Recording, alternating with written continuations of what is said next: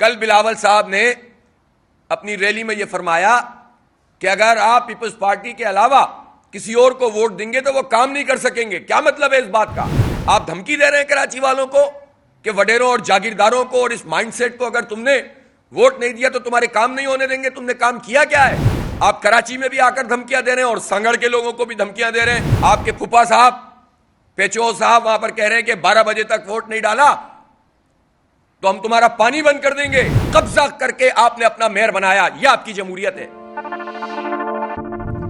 کل بلاول صاحب نے اپنی ریلی میں یہ فرمایا کہ اگر آپ پیپلز پارٹی کے علاوہ کسی اور کو ووٹ دیں گے تو وہ کام نہیں کر سکیں گے. کیا مطلب ہے اس بات کا؟ آپ دھمکی دے رہے ہیں کراچی والوں کو کہ وڈیروں اور جاگیرداروں کو اور اس مائنڈ سیٹ کو اگر تم نے ووٹ نہیں دیا تو تمہارے کام نہیں ہونے دیں گے. تم نے کام کیا کیا ہے؟ ٹرانسپورٹ یہاں نہیں ہے, نالوں میں لوگ گر رہے ہیں. ابھی ایک دن پہلے سرجانی ٹاؤن میں 4 سال کا بچہ پیپلز پارٹی کی یوسی میں گٹر میں گر کر جہاں بھاگ ہو گیا ہے. قبضہ کر کے آپ نے اپنا میئر بنایا. یہ آپ کی جمہوریت ہے.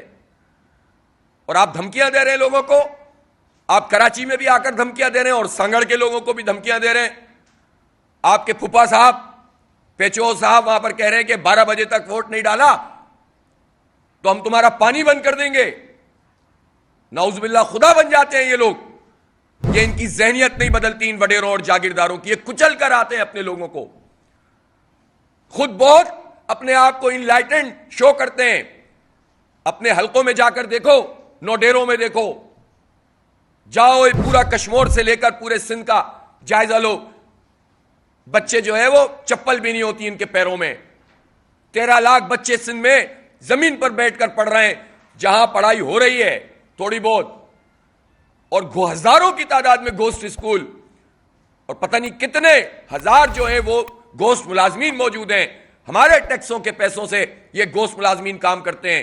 کتنے سرکاری ملازمین ایسے ہیں, بلدیہ کے ایم سی سے تعلق رکھنے والے, مختلف ٹی ایم سی سے تعلق رکھنے والے, صوبائی گورنمنٹ سے تعلق رکھنے والے, جو ان وڈیروں کے بنگلوں میں کام کر رہے ہیں. اور صرف دیہی وڈیروں کے بنگلوں میں کام نہیں کر رہے. میں جانتا ہوں کہ ایم کیو ایم کے سینیٹر اور ایم کیو ایم کے وزراء کے گھروں میں 3 سرکاری ملازمین کام کرتے ہیں, 4.